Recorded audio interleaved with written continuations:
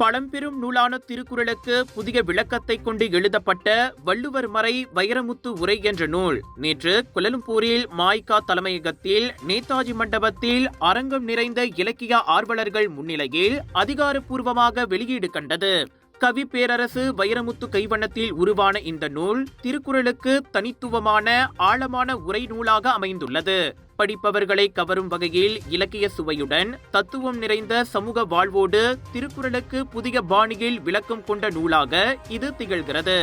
இந்த நூலை வெளியிட்டு பேசிய மாய்காவின் தேசிய துணைத் தலைவரும் தாப்பா நாடாளுமன்ற உறுப்பினருமான டத்துஸ்ரீ எம் சரவணன், இந்த நூலில் இடம்பெற்ற ஒவ்வொரு குறளும் மனித வாழ்க்கைக்கான சிறந்த வழிகாட்டியாக இருப்பதோடு இனம், சமயம், நாடு ஆகிய எல்லைகளை கடந்து மனிதநேயத்தை முன்னிறுத்தும் வகையில் எழுதப்பட்டிருப்பது அற்புதமானது என புகழாரம் சூட்டினார். இன்று மாய்கா தலைமையகத்தில் வள்ளுவர் மறை வைரமுத்து உரை என்கின்ற திருக்குறள் அடங்கிய ஒரு புதிய புத்தகம் வெளியீடு கண்டது.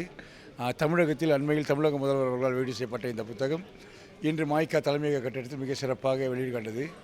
அதிகமான மக்கள் திரண்டு வந்து இந்த திருக்குறள் மீது காட்டுகின்ற ஆர்வம் நம்முடைய தமிழ் மறை தமிழருடைய நெஞ்சங்களெல்லாம் நிறைந்திருக்கின்றது என்பதை காட்டுகின்றது. அதே நேரத்தில் 2000 ஆண்டுகளுக்கு முற்பட்டதாக இருந்தாலும் ஒவ்வொரு முறையும் அதை எழுதும் பொழுது புதிய புதிய பொருள் பொதிந்ததாக திருக்குறள் உருவாகி வருகின்றது. இது ஒவ்வொருடைய வீட்டிலும் ஒவ்வொரு இல்லங்களிலும் இருக்க வேண்டிய ஒரு மிகச்சிறந்த நூல்.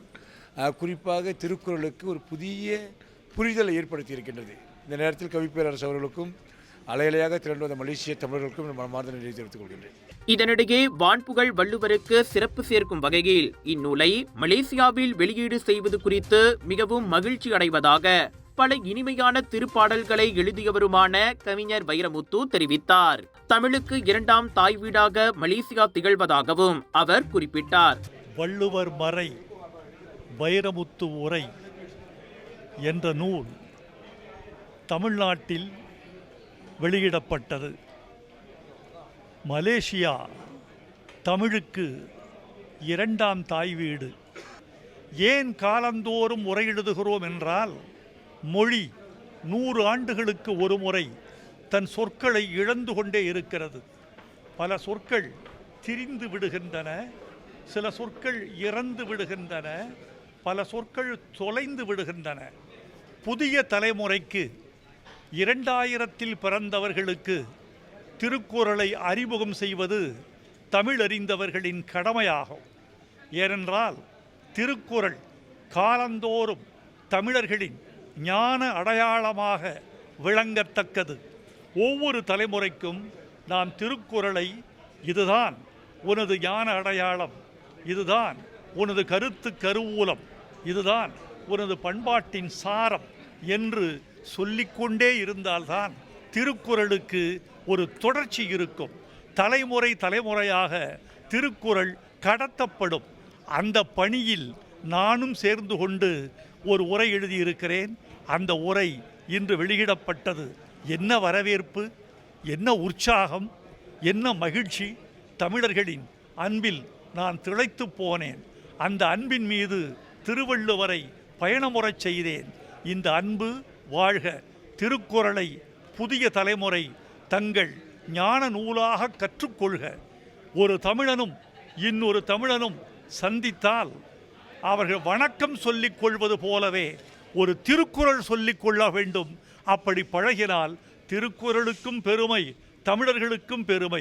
மலேசியாவில் தமிழ் இலக்கியத்திற்காக ஆதரவும் ஒத்துழைப்பும் வழங்கி வரும் டத்துஸ்ரீ சரவணனுக்கு கவி பேரரசு தனது நன்றியையும் தெரிவித்துக் கொண்டதோடு இந்த நூல் வெளியீட்டு விழாவில் சிரமம் பாராமல் கலந்து கொண்ட அனைத்து இலக்கிய ஆர்வலர்களுக்கும் தனது பாராட்டையும் தெரிவித்துக் கொண்டார்.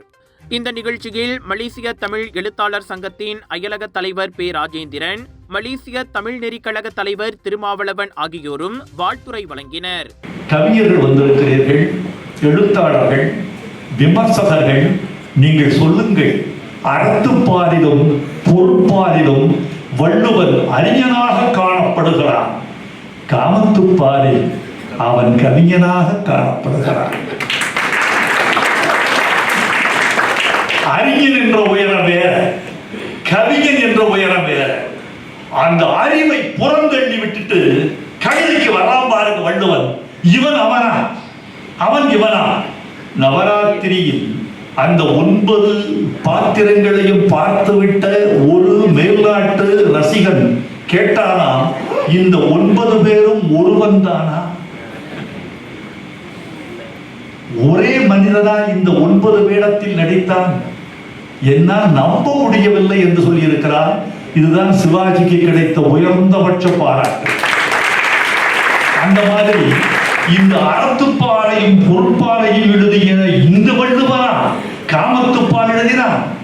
என்ன எழுதுகிறான்? அதோ போகிறாளே ஒரு பெண், இளம் பெண், வாலிப வாழிப்பு இருக்கவள், தங்க சிலை மாதிரி இருக்கிறாளே, 16 முதல் 17 வயது இருக்கும். அந்த வாழை குமரி இவள் போகிறாளே, இவள் நாளை இறந்து விட போகிறான். கடுமையாக மழை பெய்த போதிலும் கவி பேரரசு மற்றும் டத்தோஸ்ரீ சரவணன் இலக்கிய சொற்பொழிவை கேட்பதற்காக மாலை மணி 6 முதல் இலக்கிய ஆர்வலர்கள், எழுத்தாளர்கள் நேதாஜி மண்டபத்தில் திரண்டது கண்கொள்ளா காட்சியாக இருந்தது.